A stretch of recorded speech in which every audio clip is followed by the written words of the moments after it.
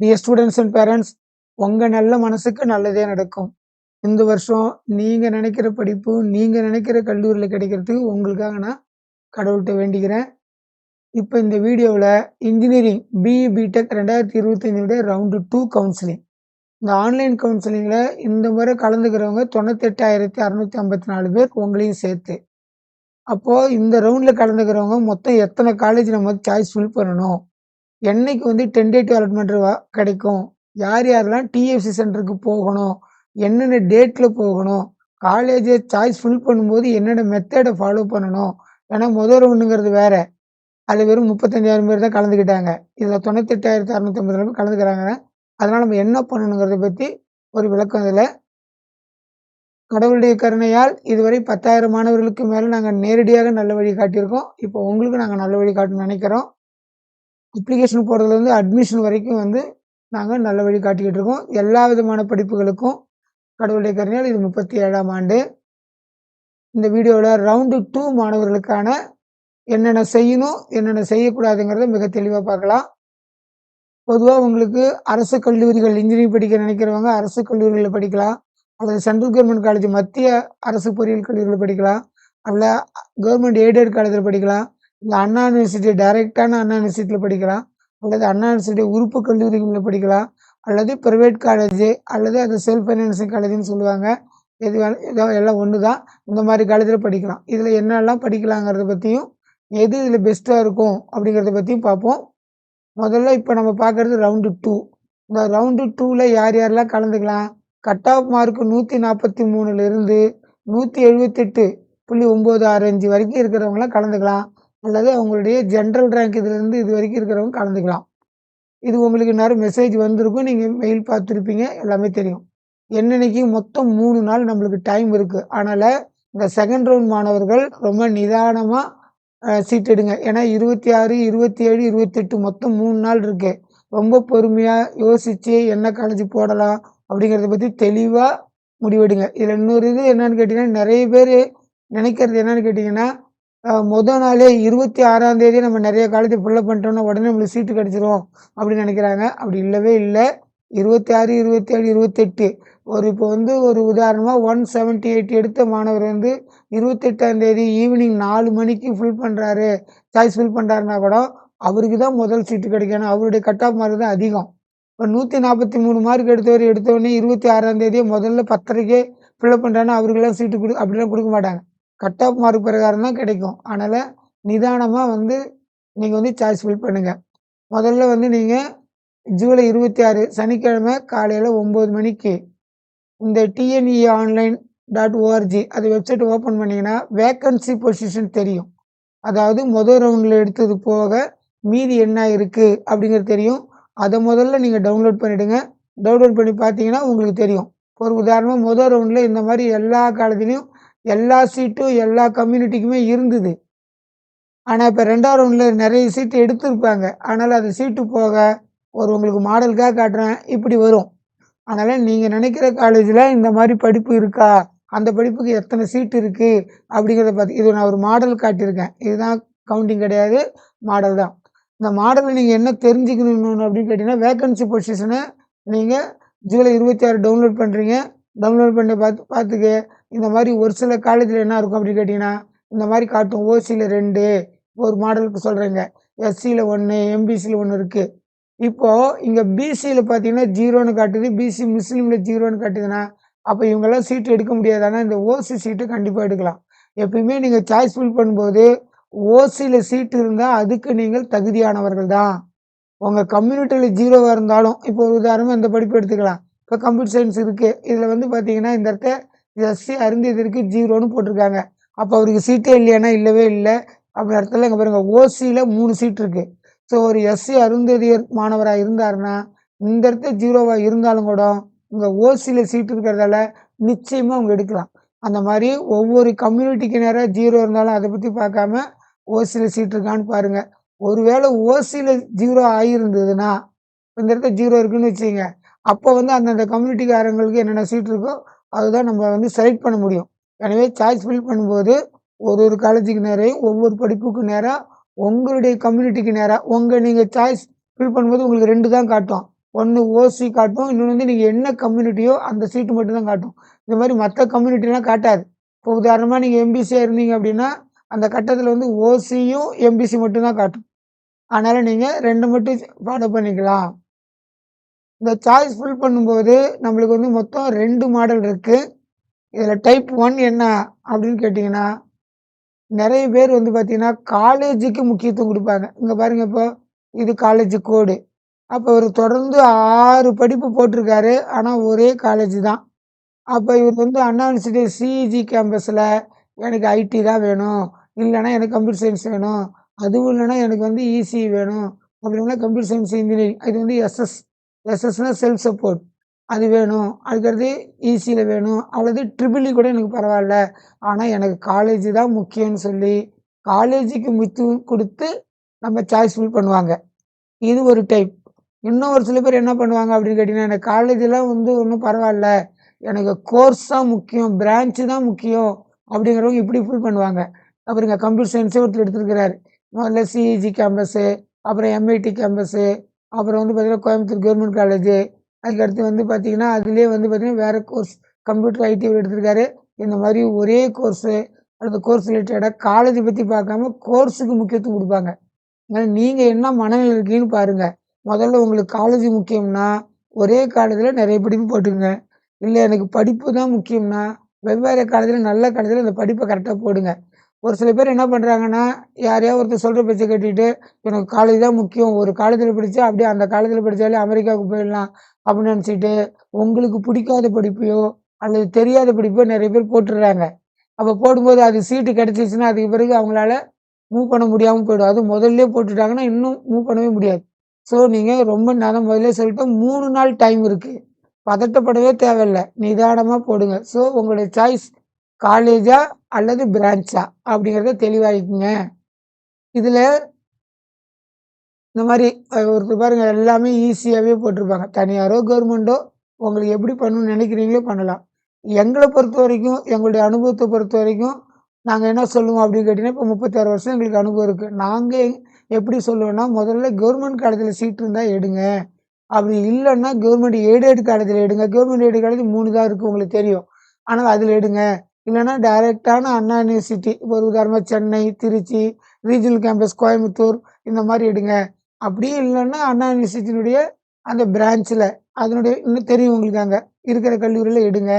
அப்படி இல்லன்னா பிரைவேட்ட நீங்க செலக்ட் பண்ணுங்க அப்படிங்கிறத நாங்க பொதுவா எங்களுடைய கிராமப்புற மாணவர்களுக்கும், அரசு பள்ளி மாணவர்களுக்கும் நாங்க பொதுவா சொல்றது. அரசு பள்ளி மாணவர்களா இருந்து 7.5% இருந்தீங்கன்னா, நீங்க வந்து தனியார் கல்லூரி நெறைய கல்லூரில நல்லா கிடைக்குதுன்னா கூட நீங்க அத யூஸ் பண்ணிக்கலாம். ஆனா மற்றவர்கள் காசு கட்டி படிக்கணுங்கிறப்போ, கொஞ்சம் யோசிச்சு எடுங்க. உங்களுக்கு தெரியும், பொதுவா ஃபீஸ் வந்து இப்ப எப்படி இருக்கு அப்படின்னு சொல்லி முதல் ரவுண்ட் எடுத்தவங்கள்ல, இப்ப நெறைய பேர் வந்து தனியார் எடுத்தவங்களுக்கு வந்து பார்த்தீங்கன்னா, ரூ. 2,50,000 இருந்து 3,15,00,000 வரைக்கும் கேட்கிற கல்லூரிலாம் இருக்கு. கவுன்சிலிங் மூலம் போயிட்டு. என்ன ஒண்ணு டொனேஷன் இல்ல அவ்வளவுதான். அதனால அரசு கல்லூரி என்ன எல்லா ஃபீஸ் ஸ்ட்ரக்சரும் அதுல போட்டிருக்காங்க உங்களுக்கு தெரியும். சரிங்களா? அதனால அரசு கல்லூரி முதல்ல அதுக்கடுத்து இது நாங்க சொல்ற ஃபார்மேட். உங்களுடைய வசதிய பொறுத்து நீங்க எப்படி வேணாலும் நீங்க காலேஜ செலக்ட் பண்ணிக்கங்க.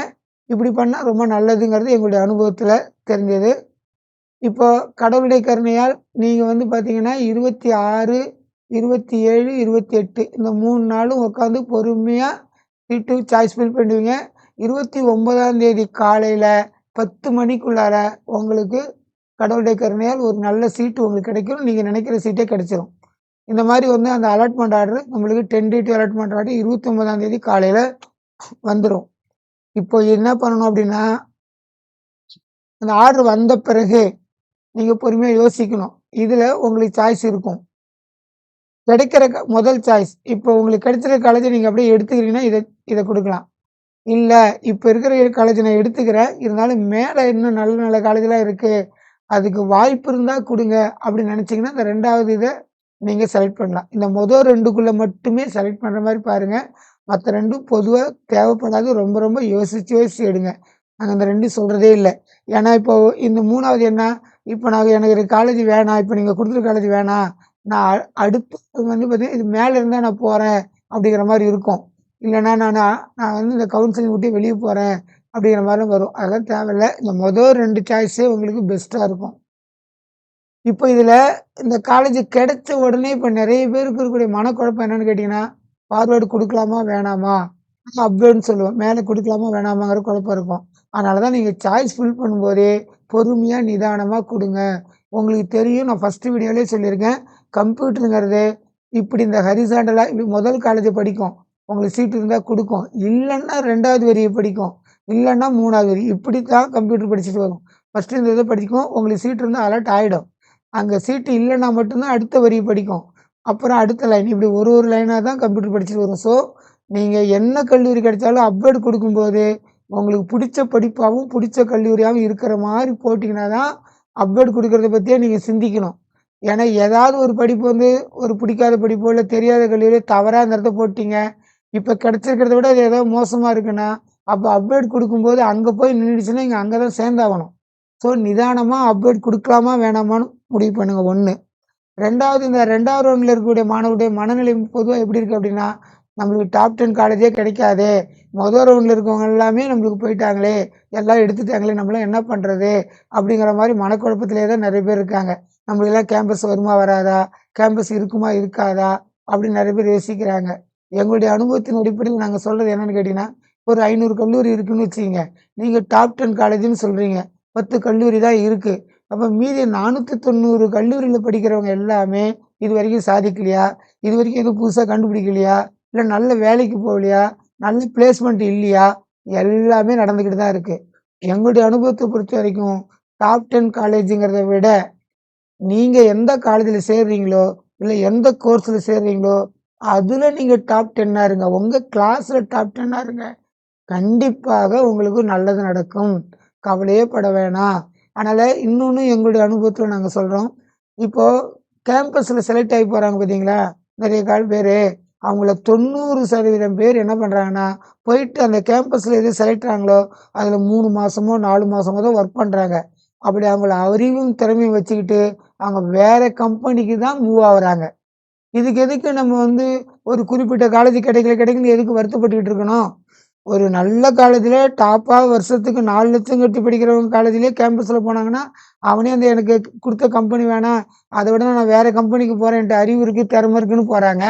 அப்ப அறிவும், திறமையும் இருந்தாங்கன்னா, நம்ம வேற கல்லூரிக்கு போலான்னு தான் அர்த்தம். எங்கள பொறுத்தவரைக்கும் இதுதான். அதனால 2வது ரவுண்ட்ல இருக்கவங்க டாப் காலேஜ் கிடைக்கலங்கிற வருத்தத்த முதல்ல விட்டுருங்க. உங்க மேல நீங்க நம்பிக்கை வைங்க. கண்டிப்பா ஜெயிச்சிடலாம். இப்போ இத முதல் ஆப்ஷன் நீங்க வந்து செலக்ட் பண்ணுவீங்க அப்படின்னா, உங்களுக்கு 29ஆம் தேதி காலையில 10 மணிக்குள்ளார ஒரு டென்டேட்டிவ் அலாட்மென்ட் ஆர்டர் வந்துரும். அத நீங்க எடுத்துக்கிட்டு, அதாவது நீங்க முதல் ஆப்ஷன செலக்ட் பண்ணீங்கன்னா, உங்களுக்கு கிடைக்கிற ஆர்டர எடுத்துக்கிட்டு நீங்க காலேஜுக்கு நேரடியா போயிடலாம். 31ஆம் தேதியிலிருந்து 4ஆம் தேதிக்குள்ளார நீங்கள் என்ன காலேஜ் எங்களுக்கு இதே போதும் அப்படின்னு சொன்னீங்களா, அத எடுத்துட்டு நேரடியா போயிடலாம். ஒருவேளை நீங்க இந்த செகண்ட் ஆப்ஷன நீங்க கிளிக் பண்ணீங்க அப்படின்னா, நீங்க உங்களுடைய சர்டிபிகேட் எல்லாத்தையும் எடுத்துக்கிட்டு, அதே ஜூலை 31ல இருந்து ஆகஸ்ட் 4ஆம் தேதிக்குள்ளார அப்ளிகேஷன் போடும்போது என்ன டிஎஃப்சி சென்டர் போட்டீங்களோ, அங்க போகலாம். ஒருவேள அப்ப தெரியாத்தனமா ஏதாவது ஒரு வெளியூர போட்டீங்க அப்படின்னா கூட, இப்ப டிஎஃப்சி சென்டர் உங்க பக்கத்துல இருக்கிற ஊர நீங்க போட்டுக்கலாம். அப்ளிகேஷன்ல போட்டதே தான் போடணுங்கிற அவசியம்லாம் இல்ல. இப்ப நீங்க பக்கத்துல இப்போ ஒரு உதாரணமா நீங்க எங்கேயோ வெளியூர்ல கூட இருக்கலாம். அங்கேயே போய் ஒரு டிஎஃப்சி சென்டர் கூட நீங்க செலக்ட் பண்ணிக்கலாம். அதனால டிஎஃப்சி சென்டர் அருகாமையில இருக்கிறத செலக்ட் பண்ணிட்டு 31ஆம் தேதியிலிருந்து 4ஆம் தேதிக்குள்ள போயிடுங்க. முதல் ஆப்ஷன் செலக்ஷன் பண்ணவங்க நேரா கிடைச்ச காலேஜுக்கு போயிடலாம்.